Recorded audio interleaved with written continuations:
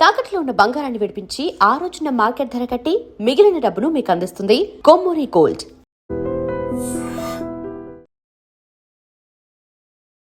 ఐడ్రీమ్ చూస్తున్న ప్రేక్షకులందరికీ నమస్కారం. ఈరోజు మనతో పాటు ప్రముఖ ఆధ్యాత్మికవేత్త, వాస్తు జ్యోతిష పండితులు బాలచంద్ర శర్మ గురుగారు మనతో పాటు ఉన్నారు. మాట్లాడదాం. నమస్కారం గురుగారు. నమస్కారం.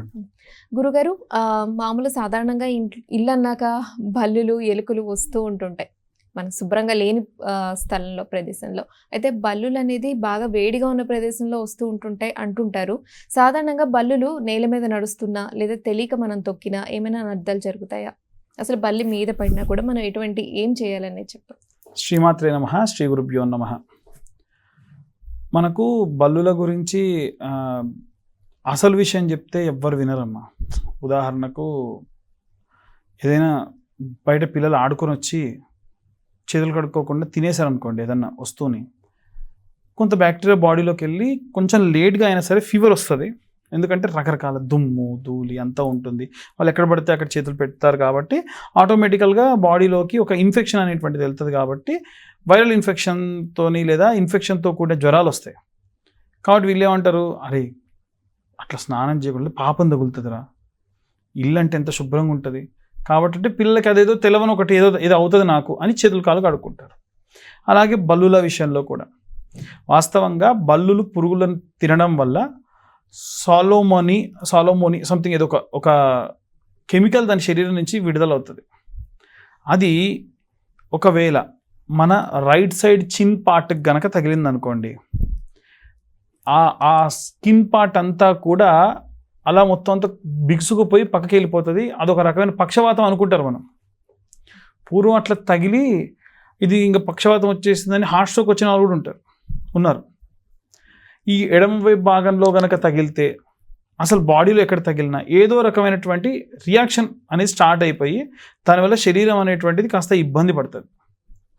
అండ్ అది కానీ ఫుడ్ పార్టికల్స్లో పడితే చెప్పలేం, మనిషి డెత్ కూడా అవ్వచ్చు. కాబట్టి ఇవన్నీ సైంటిఫిక్గా చెప్తే ఎవరు వినరుగా. అందుకని పెద్దవాళ్ళు ఏం చెప్పేవాళ్ళనంటే వెంటనే బల్లి పడగానే తలస్నానం చేయాలి, వీలైతే కొంచెం నీళ్ళలో పసుపు వేసుకొని స్నానం చేయాలి, ఇంకా వీలైతే ఆవు నెయ్యితో దీపం వెలిగించి దీపం కొండెక్కేంత వరకు కూడా ఇల్లు విడిచి బయటికి వెళ్ళకూడదు అనేటువంటిది చెప్తారు. ఎందుకు? స్నానం చేసి వెంటనే మనం బయటికి వెళ్తే శరీరం కనుక స్వెట్ వస్తే ఆ కెమికల్ మళ్ళీ పనిచేసిద్ది.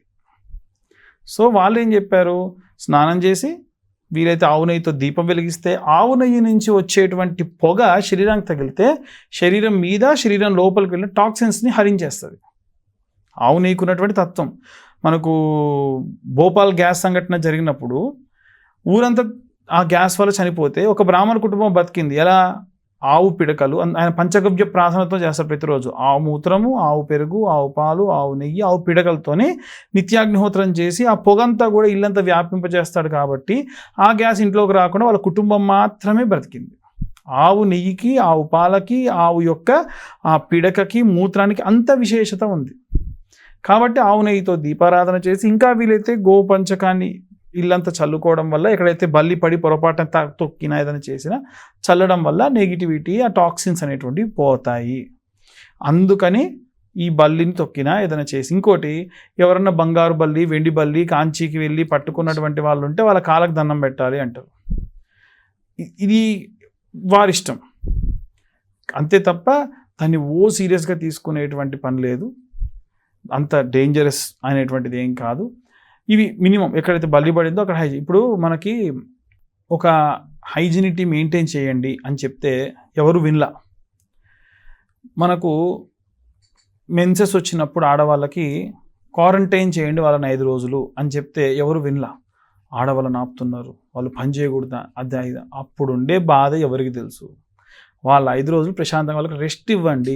ఇంట్లో నువ్వు వండలేవా, 5 రోజులు వాళ్ళకి రెస్ట్ ఇచ్చి వాళ్ళకి ఒక ముద్ద అన్నం పెట్టి వాళ్ళకి ఏం కావాలో అది వండి పెట్టమంటే నేనేం తింటే అది పెడతా, నేను ఇష్టం వచ్చింది పెడతా, నువ్వు తినేటువంటి స్టేజ్కి మనం తీసుకెళ్ళిపోయాం.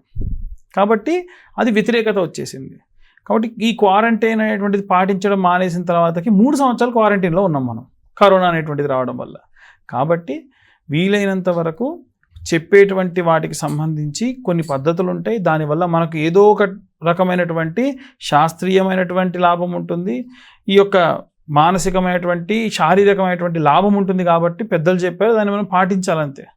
ఎందుకు అనేటువంటిది చాలామంది, నిజంగా చెప్తున్నానండి, మనకు కొన్ని పద్ధతులు ఎందుకు అనేటువంటి తెలియదు, తెలుసుకునే ప్రయత్నం కూడా చేయం, పాటిస్తాం అంతే. చెయ్యాలి, ఎందుకు అంటే తప్పది, అడగకూడదు, చేయాలంతే.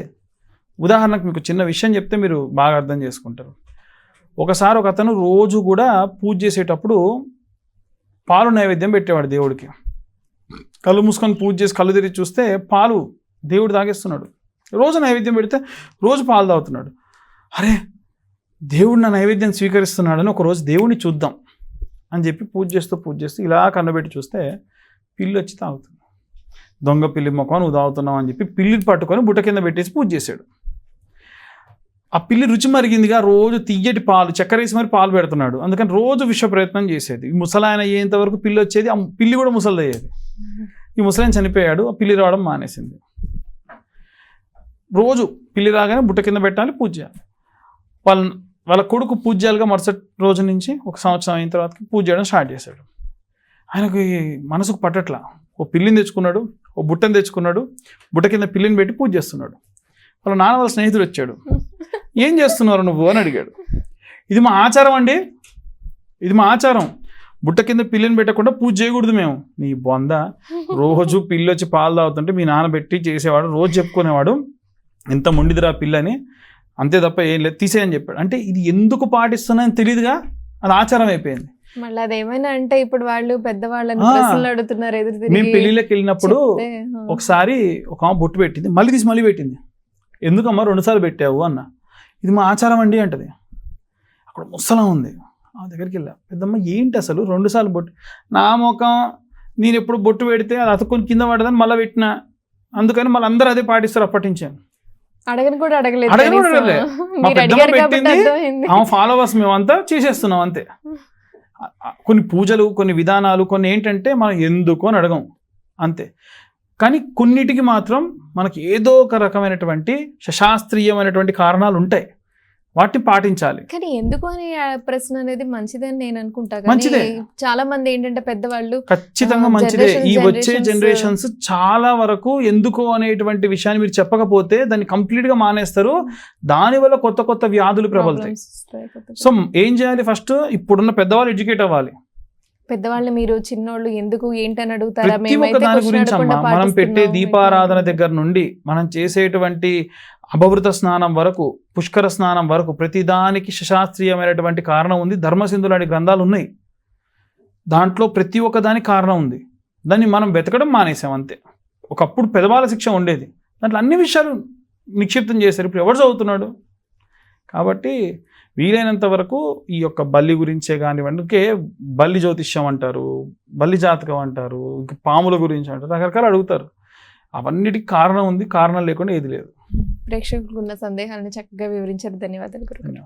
And for more videos, please subscribe to iDream channel. Subscribe to iDream Media. Please subscribe to iDream. Please subscribe to iDream. Please subscribe iDream. And please subscribe to iDream.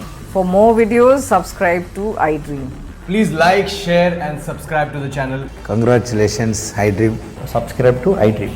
Subscribe to iDream. So subscribe to iDream Media. iDream ki iDream team andarki huge congratulations. Please subscribe iDream Media. Please subscribe to iDream. Subscribe iDream. Please subscribe to iDream.